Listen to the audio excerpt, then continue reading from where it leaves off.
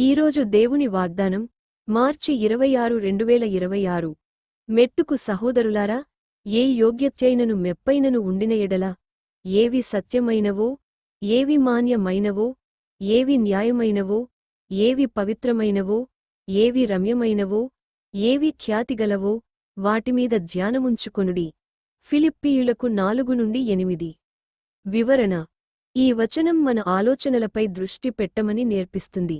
మనం సత్యమైనవి, మంచివి, పవిత్రమైనవి, అందమైనవి, మంచి పేరు తెచ్చేవి గురించి ఆలోచిస్తే, మన జీవితం శాంతితో మరియు దేవుని చిత్తానికి దగ్గరగా ఉంటుంది. మన ఆలోచనలు మన జీవనాన్ని ప్రభావితం చేస్తాయి. ప్రార్థన.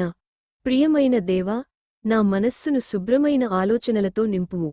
సత్యమైనవి, మంచివి, నీకు ఇష్టమైనవి మీదే నేను ధ్యానం చేయునట్లు నన్ను నడిపించుము.